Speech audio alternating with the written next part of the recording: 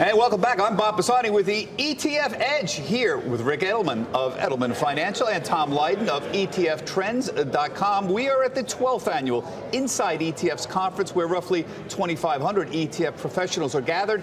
Some of the topics dominating the discussions here in Hollywood, Florida include global growth fears, far and away, that's number one, selecting the right ETFs to beat the market, and the race to zero fees. Now, Rick, you gave the keynote address last night. How did these themes factor into what you were telling everyone here? Well, we need to recognize that the future is going to be totally different from the past, as Yogi Berra said. And so we need to recognize that the major trends that have made investment successful in the 80s, 90s, and 2000s are not going to be what's dominant in the 2010s, 2020s, 2030s. And we need to shift accordingly, recognizing it's a whole new world, largely due to technological innovation. Now, you are one of the, godfathers of the ETF business. You go back a long way in this business. You're good at spotting trends. What do you see as a dominant trend here for the ETF business? Well, first of all, the industry isn't slowing down, as you guys know. Number two, just an example, in December, we saw $50 billion of new assets coming into ETFs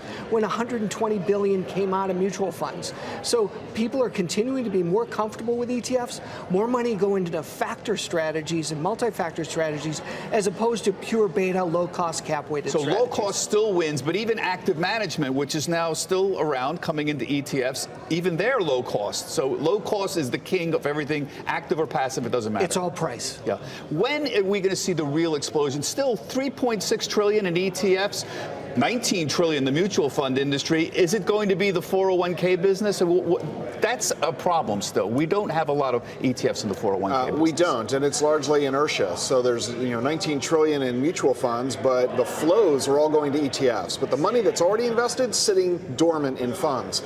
A big catalyst will be the introduction of ETFs inside 401k plans. That's what made mutual funds so successful back in the 80s and 90s. Right. And when we see ETFs enter the 401ks and ordinary workers having access, that's when it will really explode. And yet the race to zero is a problem for everyone in this industry. The costs are just difficult. We just have a report here. WisdomTree reportedly in talks with JP Morgan. Now, this is one of the premier ETF companies that out there, been very successful. The stock's had a terrible time of it because of the fee structure. It's hard to make money against some of these giant funds that keep cutting their fees to 3-4 basis points a year. What does this tell us? This is good news for consumers, but it's tough for the industry. It is great for consumers, but also WisdomTree specializes on international markets, which have been hurt, and also dollar hedging, which has also been hurt. Their stock's down over 60%. Good buy for JP Morgan, and they've definitely got the money. Yeah, and there's no question we're going to see more of this kind of consolidation, and recognizing that there's an amazing race to the bottom. Eventually, these products are all going to be free.